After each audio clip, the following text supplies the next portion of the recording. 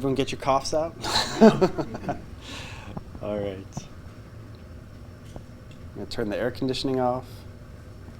It takes a second.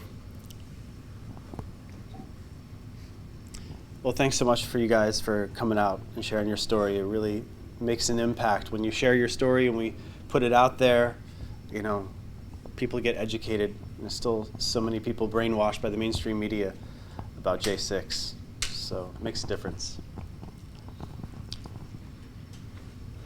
So welcome, everyone. Today we're doing a roundtable event for J6ers and victims of government weaponization to share their stories. My name is Sean Morgan. I work with the Patriot Freedom Project. And we are going to be interviewing J6ers, their families, non-J6ers who have been victims of government abuse, especially during the Biden regime. We've had pro-lifers, we've had conservatives punished for their freedom of expression, for their speech, censored, wrongfully accused, persecuted, prosecuted. And actually, the government abuse is still happening today. And so we have formed a special initiative called Weaponization Watch, which is tasked with identifying these victims of government abuse and advocating for them in various ways, providing resources so hopefully they can defend themselves legally and get a legal remedy, but also to share their stories in media. And there are a lot of resources that are needed for these victims of government abuse. And today we're going to start with the J6ers themselves telling their stories. So I would like to invite Enrique Tarrio. Come on up, brother. He's going to share his story. Have a seat right here beside me. And your story, Enrique, was all over the mainstream media. They painted you as a mastermind who, even if you didn't set foot in Washington, D.C., somehow you were in a skiff somewhere directing a massive coup of the United States government. Can you go back, do a flashback to when you first got that call or that communication that they were accusing you of wrongdoing? That sounds cool, doesn't it? The mastermind of J6. I think sitting in this room today, I'm probably the only January 6 poser in here. And the reason why I say that is because obviously I wasn't there. And to tell you, I mean, the day that I found, I didn't think it was possible. The day that I found out that they were coming, my door was turned into toothpicks. That was the very moment that I'm like, okay, wait a second. They could come after me for this, which I thought was ridiculous. They used a document that I didn't even open or read, and the document itself is not. It didn't have any nefarious purpose. So I guess my story starts on January 4th. They arrested me for burning a Black Lives Matter banner, and the judge instructed me to not be in the district. Like, she instructed me as part of my bail for me not to, how do you say it? I'm looking for the legal word, but for the most part, she told me I can't be in DC during January 6th. And, you know, I complied with that legal order. I didn't agree with it at first, but I'm like, you know what? I was traveling so much for those 2 months. I'm like, you know what? I'll just take a break. Just hang out in the hotel. I saw the events of January 6th transpire over the TV. And then subsequently was arrested for watching it on TV. Did I celebrate it that day? Yes. You know, I celebrated it like most of America did. But is that illegal? That's where the real question of justice begins, right? Like, can you get arrested for your speech? And in this case, during the Biden regime, the answer to that is unequivocally yes, you could. And so what did you go through financially and legally to defend yourself? Financially, it was very, very expensive. We knew we were going to trial. We knew we needed a lawyer that knew the ropes, so we hired 2 attorneys out of Miami. And thanks to some crowdfunding, we were able to afford those attorneys. And we had the longest trial in not only in J6, but the longest trial in DC history, full of corruption. You had FBI agents listening to attorney-client privilege phone calls. they were hiding FBI informants from our case. They were hiding it from us. And you also had the falsification of evidence. They told the grand jury that I opened this 1776 returns document, and that wasn't true, and they knew it wasn't true, and they still presented it to the grand jury. And so what was the result of the legal case? The result of the legal case is the result of pretty much almost every legal case that has to do with January 6th that was based out of D.C. You had a jury that already showed that they had a bias, that they hated us, that they thought Donald Trump was a Nazi, a white supremacist, and they thought the same thing of us. And those people were allowed to sit on the jury. So we never had we lost that trial. I think like most January 6ers in here, we lost that trial on day one on jury selection. It wasn't even about presenting the case. The government could have, in our case, the government didn't even have to present a case. All they had to do was open with, good morning, members of the jury. These guys are the Proud Boys.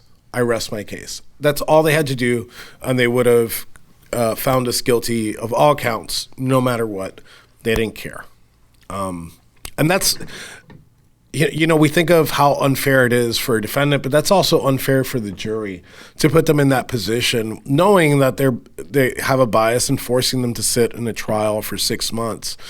I don't have sympathy for most of those jurors, but if you want to put yourself in their shoes for a second, like, don't put me in a trial. Don't put me in the jury of a trial for like Joe Biden. Don't do that to me. I'm going to try to be as fair and impartial as possible, but I know how my emotions are. So I wouldn't want to do that. I wouldn't want somebody to do that to me. Right. And it's not fair. That's not justice. Yes, I know that's one of the goals of the Matthew Perna bill is to not have all of these cases tried in Washington, D.C. because of the bias that's there. So you were facing 22 years in prison. Is that what it was? 50. 50. They're at first, what they wanted to do after we lost our trial is they wanted to give me 50 years. They ended up wanting to give me, on paper, 33 years. And the judge, he's such a nice guy. He didn't go with the 33. He gave me 22, which I'm kind of happy he did. In a way, I was very happy he did, because I was like, well, I think most people, even people that didn't like what they saw on January 6th, even people that disagree with President Trump, see a 22-year sentence for a person that wasn't there as they would have seen it as being ridiculous. Yeah. And I think that opened a lot of people's eyes too. So I'm kind of thankful for it. And again, look, I wasn't there that day, and people always are like, oh, well, he's the guy, he's the 22-year guy. And I kind of like, I don't like hearing it, because there was a lot of people that suffered a lot more than I did, and they didn't get a tenth of the time that I did. A lot of people like lost things, and they only got like 30 days in prison. They lost their families, they lost their homes, they lost their careers. Some people didn't even go to jail and lost all of that. So it's kind of like I feel like I'm part of the community, but I wasn't part of the community that day. They targeted me because of my speech. And that also makes me kind of happy, right? Because if your speech is so dangerous to a tyrannical government, which is what the Biden regime did, then obviously I'm doing something right. But to accuse me of sedition, which is attempting to overthrow the government by force, is excuse my language, but it's bullshit. Yeah, the absurdity of it does wake people up. And so what were you thinking whenever they did hand that sentence of 22 years? What were you thinking about? Were you projecting into the future and thinking about serving those 22 years? Were you extremely hopeful that President Trump would win and there'd be a different result? Or did you also think maybe Kamala Harris would be president and you'll be rotting in prison for 22 years? It's not binary. It's not like I thought. I was like, oh, well, I wasn't going to I knew I wasn't going to serve 22 years. I knew one way or another whether through appeal or whether through the Supreme Court or through a pardon, I was going to go home early. But to be honest, what I felt that day, it wasn't sadness, it was anger, because while I got sentenced to 22 years, my family was sitting in the pews, specifically my mom, and while her son was getting sentenced to 22 years, you had Officer Harry Dunn laugh in her direction. So I can't tell you that I'm still not angry. I can't tell you that I'm the same person. I've always been a happy person, but I'm to be like very honest and blunt, like I'm an angrier person now. I'm a person that wants to see the people that committed these acts and destroyed families. I want them to be investigated. I want them to be indicted, and I want them to be sent to prison. And that's, I use the word retribution, retaliation, and I know it's a little bombastic, but what does that mean? I don't want to harm them. I don't want physical violence to happen to them. Retribution, retaliation means justice. Because if we do not set the tone now, whenever they steal the election again, they're going to put us back in chains. So if there's no consequences for weaponizing the Department of Justice, with many cases, it's not just January 6th, with many of these cases, politically motivated cases, we're going to see it again. And I don't want to see it again because I don't know how I'm going to feel if it happens to me again. That's for sure. And I know you don't have all the answers, none of us do, but what are some of the big picture things that you think need to happen for this type of thing to never happen again? And what are some specifics in the political machinery of our country? Like, who needs to be indicted? Who needs to be investigated? What does that look like to you, that type of accountability? That kind of accountability has to do with, and it has to do with all three branches of the government. The co-equal branches of the government. You know, the executive needs to really think about like what laws it's enforcing and what laws are unconstitutional. Congress needs to de-legislate. I mean, we have too many laws in the books. We could arrest anybody for anything at any time. You want to give somebody 20 years, you can do it. All you got to do is do a little bit of digging, find a felony that they committed, and put them in prison for it. You could also, do what they did with the Whitmer kidnapping hoax, where they go ahead and they plant evidence, they plant people, and they destroy these guys' lives, and it wasn't their fault. It was the FBI, and that came out. So, and then when you're talking about the Supreme Court needs to start striking down these laws, these excess legislation, because how do politicians get elected? Well, they go, well, we're going to legislate. We're going to make more laws. I want a politician that says, no, we're going to take laws out. There's 22,000 gun laws in this country. There's 22,000 of them that are unconstitutional, period. This isn't meant to be, our country wasn't meant, and I you know what? I love that we're a superpower. I love that we live in this we're sitting in a hotel room right now. Many countries, you can't even do this in many countries.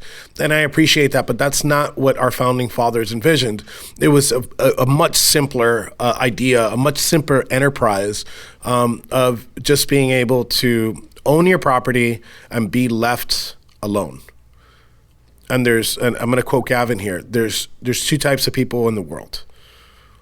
There's the people that want to be left alone and those that don't want to leave them alone. I want to be left alone. And there's 1,600 of us, and behind us there's 30 times that between families and supporters, and they don't deserve it. And we need to do something about it. And like I said, accountability looks like justice, getting these people, investigating them, everybody, from paralegals to prosecutors to judges. We need to fix this system. Well, you mentioned that you have more anger now than before. You've been wronged. So how are you going to channel that anger? What's your personal mission as an individual, an activist, a citizen? What's your future look like? I think the way that all of our future looks, because everybody in this room, every J6er in this room isn't just a J6er that got pardoned or left prison and just sat down and is like, you know what, I'm going to be a hermit. I'm going to go to Dagobah and just relax in a cave. Everybody here is active, and I think all of us, we have our focuses and we have our beats that we focus on. What that looks like for me is I'm going to channel that anger, and I'm going to create content, and I'm going to push legislation, and I'm going to push not only the people in this room, but people that I know to run for office or help those that have our values get elected. Excellent. That's really constructive. Yeah. Because I could see not just you, but anyone who has that type of anger could easily channel it towards a different type of retribution, retaliation. Yeah. And, you know, I love my family so I wouldn't want to put them in that position again. Yeah. But the thing is, look, they did it with my case, and they did it with 1,600 others. You don't need to do anything to get locked up for decades. And if we don't fix it, it's going to be a huge issue, and we're going to hang together, you know, and not in the way that we hung last night. So I think that path to retribution, which is justice, I think is a necessary step, and I'm taking every step possible, and help others is another big thing, right? Because in order to save the West, you must replicate the minds of those who have its best interests at heart, right? So it's important that we replicate ourselves, not just think selfishly, make more of yourself. Create, if you create content, make more content creators. If you have more advocates, bring more people with you, teach them the ropes. I think that's super important. Absolutely. Make it scalable. Maybe have more children, more conservative children. Amen. Stay up here, Enrique. Paul, come on up. We have another J6 defendant, Paul Ray, with a related case. Hey, how are you? Nice to meet you. Yeah, nice to meet you. So tell me about what happened with you with J6, your story from the beginning. You can hold the microphone and tell us about what happened. All right, so yeah, I actually was on the ground that day. As a matter of fact, I planned on meeting up with Enrique a couple days prior, and we all know what happened with that. But really what I want to focus on with my story was the treatment of the FBI coming into my house, and the fact that, you know, me being a law-abiding taxpayer my entire life, having very minimal rap sheet, maybe some speeding tickets, the way that I was treated by the FBI was unbelievable. Unlike anything that any American citizen, you know, short of somebody that's a murderer, should have gone through. And really, I'll start with the morning of, where we knew that the FBI was coming at some point. Everybody was getting picked up, and it was just a matter of time before the FBI was coming to my house. And so we wake up that morning. My wife draws the blinds and says, you know, they're here. And so right away I popped out of bed. I knew what she was talking about. This is probably 7 a.m. in the morning. And so she must have spooked the FBI and ruined the element of surprise there. And next thing you know, my phone rings, and so I answer it. And it's the special agent in charge out front. And he says, you know, I want you to do exactly as I say. Come to the door with nothing in your hands. Set your cell phone down with your hands up, and so I start doing that. And so I open the door to riot shields, AR-15s, lasers pointed at us, Bearcats. The entire neighborhood's blocked off. So as I make my way through the door, I move out of the way, and these AR-15s that were once focused on my body are now aimed at my 1-year-old baby's head, my wife's head. They're painted in lasers. I'm turned around staring at them. And it's a miracle that I'm still alive, because it took everything in me to not pull these rifles out of these guys' hands and get shot for it. because it's almost impossible for anybody, any father, any mother in this room, to not see their baby painted with lasers from rifles and not do something about it. It was probably the toughest thing I've ever gone through in my entire life. And again, as far as the events of January 6th went, if I'm guilty of anything that day, it's trespassing. I didn't touch any cops. I didn't break anything. I didn't break in anywhere. I walked through open doors. I was waved in by police. So the crimes that they're accusing us of just did not happen. I think, like Enrique said, I think it's more of who we are. We were an easy target. I'm a fellow Proud Boy of Enrique's, and we were the marketable people to pin this on. The Oath Keepers, Proud Boys. So it wasn't so much what we did that day; it's who we are. Right. And they could have just called you and said, surrender yourself, and you would have just walked over to whatever address they told you to show up at. Absolutely. Absolutely. If they called me that morning and said, hey, can you meet us down at the local Tampa FBI field office, I would have gladly gone down there. I wasn't given the opportunity. Well, let's not say gladly. Well, let's not say gladly, but I would have gladly have chosen that over what actually happened. So, right. Yeah. And so what was the result of your case? What happened? What were you charged with, and what was the result of your case? So originally I was charged with the 1512 obstruction of Congress, like I think most people were charged with. I think they were blanket charges. It was the 1512 obstruction of Congress. It was the civil disorder. So you were either charged with one or the other or both. Mine was the 1512 along with a slew of, I think, misdemeanors and I think one of the felony that I was charged with the civil disorder as well. Actually, I'll tell you a story about that as well. So if you guys remember, 1512 was challenged by the Supreme. That was brought to the Supreme Court, and so the entire from start to finish up until the Supreme Court heard the 1512 arguments. That was the felony, the main felony that I was faced with. It was they carried a 20-year penalty. So when the Supreme Court heard the case and overturned the 1512, deeming it unconstitutional, I thought that my case, that was the resolution and that maybe I'd settle on a misdemeanor or something like that. The same week that the Supreme Court overturned the 1512, I think it was 2 days later, my attorney calls me and he says, hey, I got bad news. They slapped you with the civil disorder, the felony. So this was 3 years into, 3 years into my indictment where I wasn't charged with the civil disorder, but then all of a sudden they decided that I should have been charged with the civil disorder because they dropped the 1512 felony. So the way that I saw that, and you can take it for what it's worth, was we don't care what we're charging this guy with, we're charging him with a felony. This guy's going to prison one way or the other. I almost feel like if the civil disorder charge was deemed unconstitutional, they would have found something else, another felony. So is that justice? Is it justice that this guy broke the law, he needs to pay the price, or this guy's going to prison because we want him to go to prison?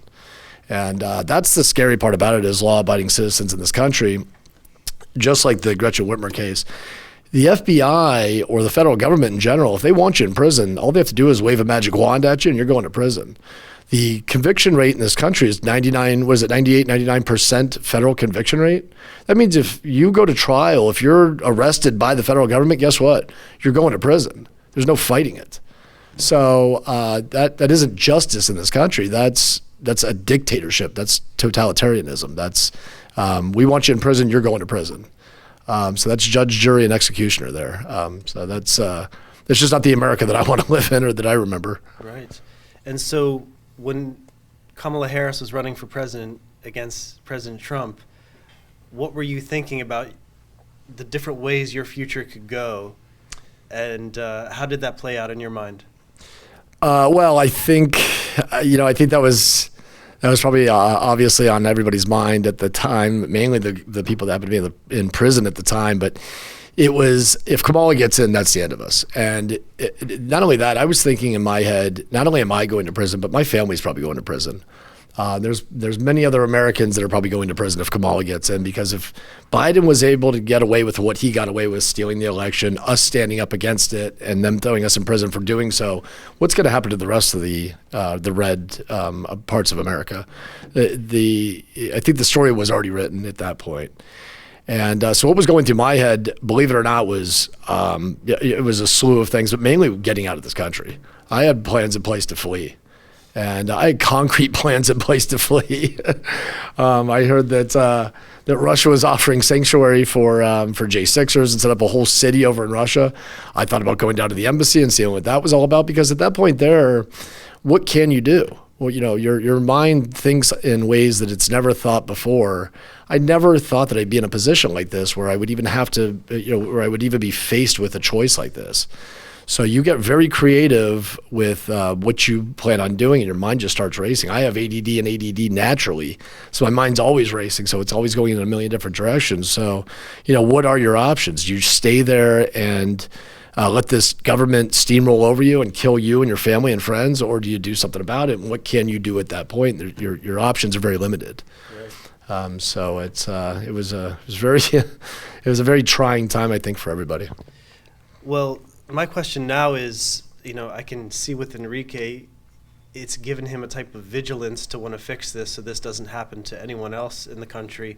What's your take, and how have you taken this experience, and personally, what is your personal mission? Do you just want to be left alone, never think about this ever again, or do you want to participate in reforming the system so it doesn't happen again?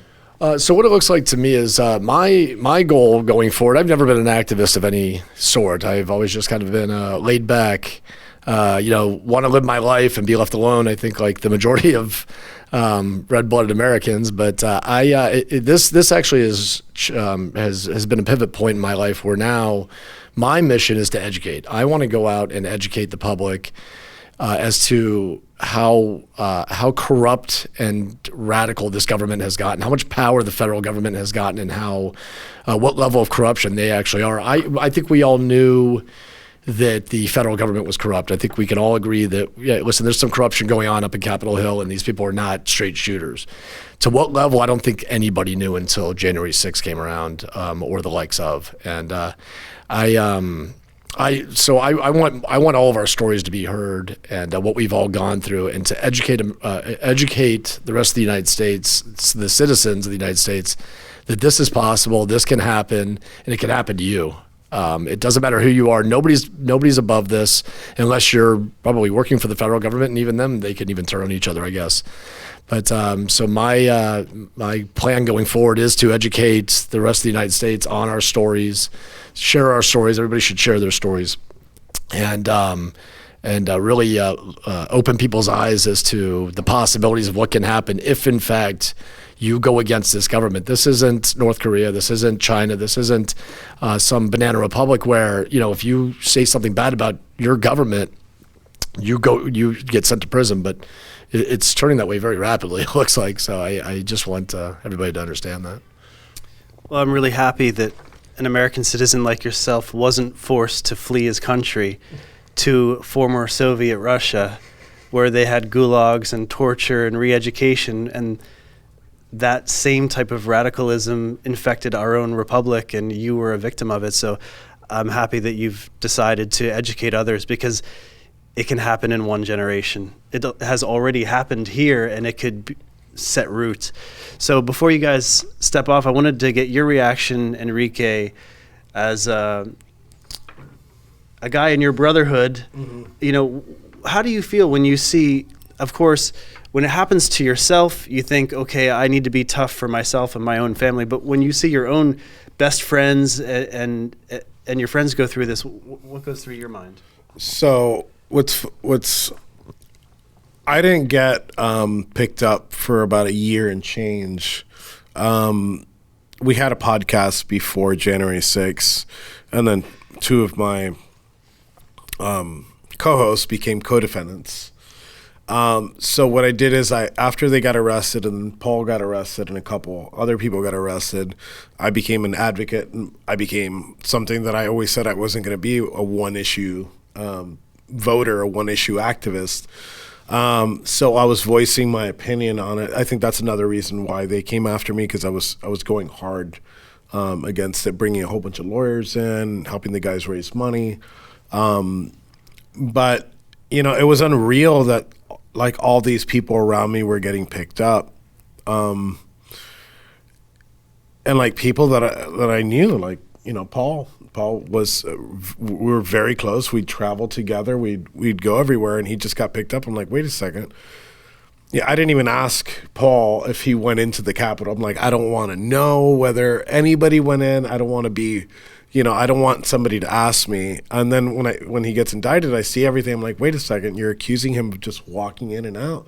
I'm like, maybe he touched a cop. No, it was nothing. And as you saw, we beat them at the Supreme Court with the Fisher case, and they went ahead. They're like, oh, well, you beat them on this case. Well, let's give you this charge now that's equivalent. But I'm always going to be an advocate. And look, like I said before, I hate that a lot of people focus on me because of the 22-year sentence. But I'm going to use that bullhorn that they've given me to advocate for everybody here. I'm going to use that bullhorn to advocate for people that were victims of the weaponization of our Department of Justice and our executive branch, to be honest. And we've mentioned the Whitmer case, but we have Douglas Mackey. We have countless others.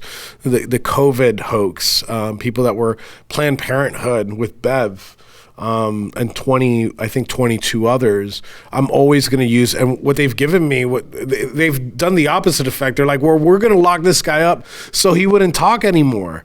And basically, they've kind of done the opposite. They've given me a bullhorn to use however I want, and I'm going to use it to advocate for everybody. And I try to do the best job I could. Sometimes I fail at that, but what happened to Paul would happen to the 1,600 other people. What happened to Joe Biggs, Dominic Pizzola, Zachary Rio, and Ethan Nordine, and Jessica Watkins, Stuart Rhodes. I could sit here and name names all day. Like, that's wrong, and it needs to stop. Well, I think your quote of Gavin was really honing in on what we're really trying to secure in our country. It's just that basic freedom. I didn't say the full quote. The full quote has a lot of cuss words in it, and we're trying to keep it clean here. Well, thank you for doing your part to secure freedom for the next generations. Really appreciate both of you for coming up and sharing your story. No, thank you very much. Thank you guys for doing the same. Yes. Yes. Thank you, Enrique. Thank you. Thank you, Paul. Thank you very much. Thanks to Patriot Freedom Project. Absolutely. All right. Is Will Pope here? There he is. Free State Will. Yeah. Hopefully you fit in the frame. I'll try to. Thanks for joining. You've been an amazing advocate on X.com, sharing your story and your journey. Representing yourself seems like an impossible task with a federal government that has unlimited resources weaponized against you. Take us back to the beginning of what happened with January 6th and your case. Yeah, so initially I went to Washington with my brother. We were planning a road trip to go camping, check out a few national parks on the East Coast. We wanted to see the president's final speech. We thought of his presidency.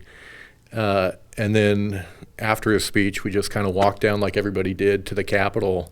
And every time I'd been to Washington before, you'd been able to go onto Capitol grounds, right up to the Capitol, no issue. So we didn't think anything of it when we already saw the lawn full of people.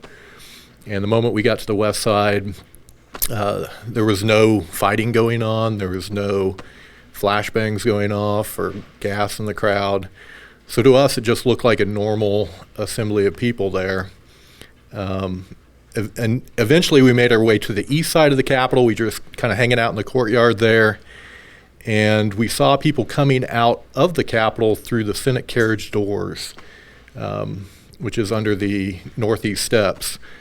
And we were curious. We went out to check what it was what was going on because we didn't know they were letting protesters in the Capitol. That's what we thought at the time. And we looked down the hallway. We saw a ton of people in the building. So a couple minutes earlier is when the first people had come into the Capitol, and a bunch of them came down that hallway, and some came out that door, and we just watched at that door for a couple of minutes. One of those guys who came out then tried to get his way back in. Police pushed him out, and then he came behind me and began like repeatedly lunging into me and pushed me into the Capitol. So we were in there for about 20 minutes, went through Statuary Hall and the Rotunda. We didn't do anything. We didn't hurt anyone. We didn't break anything. Eventually we asked an officer, how do we get out of here? And he pointed to the door. We left through the memorial doors. We went to the metro station, and we took off. But about a month later, February 12th, they arrested my brother and I. He lives in Idaho. He lived in Idaho at the time, and I live in Kansas. But so my world changed at that moment, and they charged me with 2 felonies and 6 misdemeanors for being entirely peaceful on January 6th. And that changed the course of my entire life, because after that, everything imploded, whether it be school or work or relationships. Everything, it seemed like daily I was losing access to an account or, losing my job, whatever. And that just began the fight for the next 4 years. So, well, some people, that type of pressure would cause them to feel victimized, shut down, go into depression, and give up and surrender. What was your reaction? Initially, the first year was tough. The first year was psychologically tough, I think, for everybody. And we didn't have a whole lot of information. We didn't know what was going on. It was a very Orwellian feel of what was happening in our country. This had never happened to American citizens before. So it was tough. And I tried to keep a low profile that first year, which is very much against my nature because I like to fight back. And I was highly unsatisfied with my court-appointed counsel because they weren't communicating with me. They weren't really doing anything on my case. My second court-appointed counsel, he couldn't even use a computer. So during that time, I began researching the video on my own because I wanted to be able to defend myself in some way. And so I began developing a knowledge of what happened. And I just, hour after hour, I'd pour through video. And I made the decision in the summer of 2022 to begin representing myself because I felt like by that point I developed a skill set with the facts of January 6th that gave me an advantage over what any of these attorneys who really didn't know what happened had. What about procedural knowledge? Did you feel like you were capable of doing the legal procedures? At that point, no. That was the big intimidating factor because there is a lot of case law and procedure that you need to know to represent yourself in court. I had picked up a little bit, but I just felt like I would pick that up along the way, and I had an advantage at least with my factual understanding of it. And I believed if I had access to the discovery, my ability to explore the video and the documents, I would be able to find things potentially that could help out. But it was a big decision. I didn't take it lightly. I think some people did. They just kind of jumped into representing themselves without really thinking it through. I knew it would involve a lot of work and it was a big risk, but quite frankly, people were getting railroaded, and I figured we needed to have an unconventional way to fight back to a very unconventional prosecution of Americans. And so I took a different approach, and at the time, we were a long ways away from the 2024 election, so there was no guarantee that President Trump or a friendly president would get back in, but I knew I had to fight back in a different way and try to combat what was going on with information or whatever. So, it was a big decision, and initially it was just about trying to get access to the video, but eventually I began filing motions in my case, trying to compel discovery and trying to fight some of the charges that they brought against me. So it sounds like a full-time job, and it sounds like it would be expensive to finance yourself. Yeah, I mean, it was, it pretty much consumes your life, right? It's like working two full-time jobs, quite frankly. I mean, there were months where I do maybe 16 hours a day working on it. It was a lot of work, and I burned through all my savings. I did begin, because I developed a reputation for my proficiency with the video, I began helping a few of the defense attorneys, helping their clients. So I wasn't bringing in much, but I was bringing in a little bit from helping them out. So some of like the exhibits I created would appear in the Oath Keepers case or some of the other cases. But I survived. And, I live in Topeka, Kansas, so I could live pretty cheaply, but it was tough, right? And I just kind of had to have faith, like in the Bible, the widow with the oil that never ran out. Like I barely got by, and it was tough though. But So what was the legal result of your case? So obviously, like everybody, I'm in the clear at this point, but along the way I had to fight. Like there was no guarantee that Trump would win. There was no guarantee that charges would be dropped or pardons would be coming. And even with the election, like I had a trial date initially in July of last year. I had to prepare for that. That got vacated due to the Fisher ruling, which threw out the top line charge in my case, the obstruction of the official proceeding. And then I had another trial date scheduled to begin for the beginning of December of 2024. So after the election, but before the inauguration. So I had to continue to fight all the way through. And one thing that I did, one of the motions I filed was a bill of particulars, because some of the charges that they would bring against us are very vague. And I wanted more specifics about what the government was accusing me of. That way I would have more of an opportunity to counter it or defend against those accusations. So my judge actually partially granted that motion, and he required the government to provide specifics for 3 of the charges that they brought against me. 2 of them were related to impeding ingress or egress into the Capitol. And I pointed out, like, there is nothing that I did during the day that would satisfy the statutory requirements for this charge. And the government came back and they dropped those 2 charges pre-trial, so I beat those pre-trial. And then the 3rd charge that he required them to provide particulars for was the parading charge. And like I had really not paraded at all in the Capitol. I waved my American flag. I did chant USA one time, but that was it. But the government came back and said, because I had carried an American flag in support or against a particular ideology, and they didn't say what ideology that was, I was guilty of a criminal act. So they said carrying the American flag in the United States Capitol was a crime. And they didn't want to throw that one out, but I put it out there and said, hey, they're criminalizing the American flag in the U.S. Capitol, which is about as tyrannical as you can get in America. And you just had to mock them and embarrass them for what they were doing.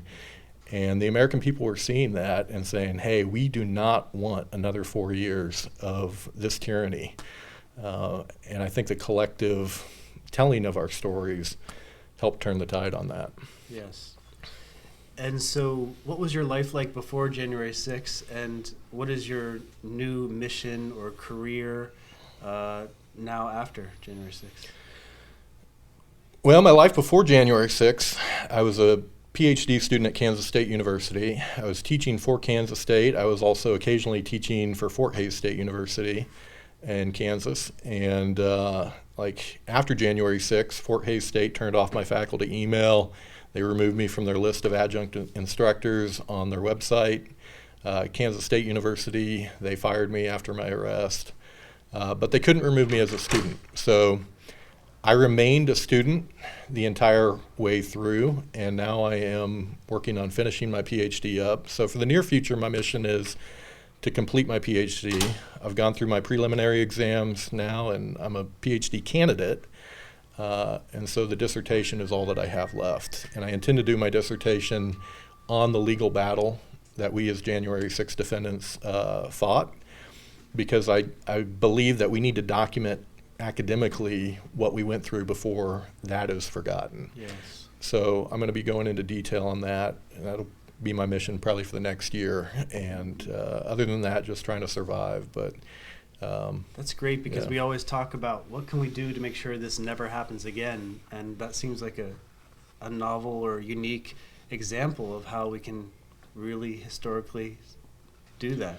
Yeah, I mean, I know I need to finish my PhD. I'm not going to give up on it at this point, even though, it's a lot of work. But I feel like, in a way, God put me in a position to use my academic degree to document it. And I think the skills that I had at that point enabled me to do a lot of the research that helped in my case and in other cases. So, so that's my mission for the near future. Other than that, I really don't have any agenda or mission beyond that, and I'll kind of figure it out after I complete the doctorate. That's wonderful that you're continuing that. You can't let them, whoever they are, stop you from pursuing your career.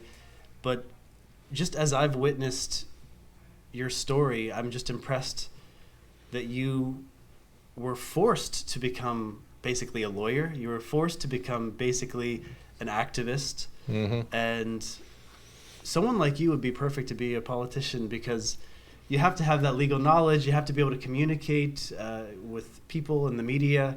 Is that something you would ever consider? Or when you see other J6ers share their story, do you ever think that to yourself? These are the types of people we need in office.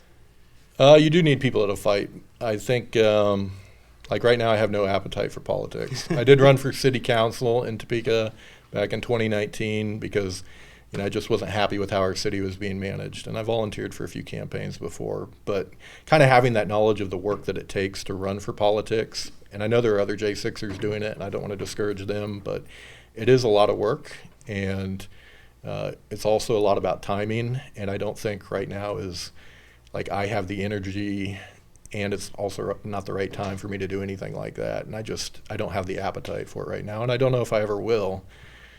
You never rule anything like that out, but I don't know that I'm going to be too involved in politics. No pressure. Yeah, like right now, like the Kansas City Republicans or different Republican groups, occasionally will call me to talk in an event, and I do try to raise awareness about what happened to January 6th defendants, and I think we as J6ers, we have an obligation to put that information out there, because a lot of damage has been done to our image, and we got to put the truth out there and what actually happened. And also, there are a few defendants that, they'll probably continue to embarrass us forever. And we're not a monolithic group. We each kind of do our own thing. But I'm trying to put a good representation for J6ers out there, and I think most of us are doing that. And just trying to prove it. Yeah. You've represented well, and that self-guided tour of the Capitol changed your life forever. I did get a second tour. I probably should add that. I got the first ever court-ordered tour of the U.S. Capitol last year. So don't bring a flag. Yeah. Don't bring a flag. I didn't bring a flag. But it's incredible that I think a regime, when they choose these types of tactics, they count on people to just lay down and take it. They don't count on someone intelligent, someone diligent and vigilant to fight back in all the various ways that it takes to fight back, legally, financially, morally, and on the media with communication. And I think you really rose to the occasion in so many ways. Yeah, and if I could add briefly, it was a very tough experience, and the odds for all of us 4 years ago were impossible. There was no prospect of us getting through it. Everybody thought we were going to be convicted. But I had to have the attitude to resolve to persevere no matter what happened. And for anyone who might be faced with tyranny in the future, you have to resolve to persevere. You have to push back against tyranny. Otherwise, it'll just run you over and become much worse. And I think the collective pushback, not just from J6ers, but from other Americans who were very frustrated with the direction of the country, that collective pushback over the last 4 years helped us turn the corner. Yeah. But there is more work to be done because there is still like lingering weaponization issues that need to be taken care of. So if you didn't have other American patriots out there supporting you and encouraging you, it would have been a lot harder. Yeah, there weren't many at first, for sure. I wish there were more. I think over time, the information battle was part of it. We had to show what actually happened that day. And as people became more aware, I think we got more people supporting us. But yeah, it took a collective impact, and obviously President Trump was very supportive in his campaign, and I'm hopeful that the administration will still be supportive because there are kind of lingering issues from January 6th that need to be looked into and resolved. And how about your spiritual faith? I mean, that's what came to my mind when you were talking about how the odds seem impossible, but you just have to keep persevering. But what do you lean on? It's not necessarily knowledge or understanding.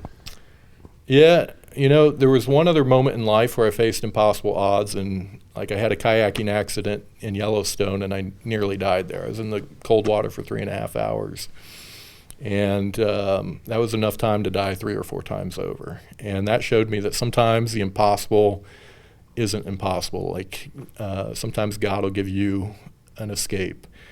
Just like Paul Ray was saying, his brain was being like very creative, trying to find a solution. I tried to use the pressure to find a solution, and also, you know, have faith in God. And obviously, you know, it's difficult to maintain faith when times are tough. But ultimately, God is the only hope that we all have. So, yeah. I'm glad that you turned to him in that hour because it encouraged, it wasn't just for you and your family, it encouraged probably thousands of people and hundreds of J6ers by your tenacity. So thank you for doing what you did and sharing your story along the way. Yeah, I will say on that, like anytime along the way, a lot of us held on just by nuggets of hope. Like, and any time someone would push back or fight, oftentimes, you know, that would give me like the motivation to continue fighting as well. And I know that's probably true of other people. They've reached out and said, hey, what you did there, that filing, you know, that really, I hung on that or whatever. And part of it was morale. You've got to mentally keep in the game and keep fighting.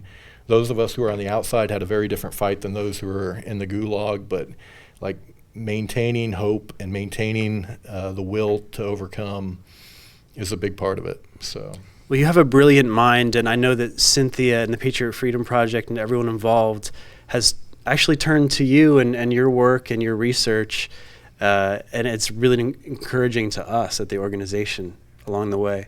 yeah. So thank you. And I'm thankful to, like, let me say, I'm thankful to the Patriot Freedom Project because they have tried to help families, and you know, it wasn't just a mental game, but a physical game for a lot of people. And there were families who maybe their power got shut off, or for whatever reason they were in a financial crunch. And the Patriot Freedom Project tried to help as many as they could, and especially the children. Like Cynthia was really concerned about the kids who were without their dad or without their mom.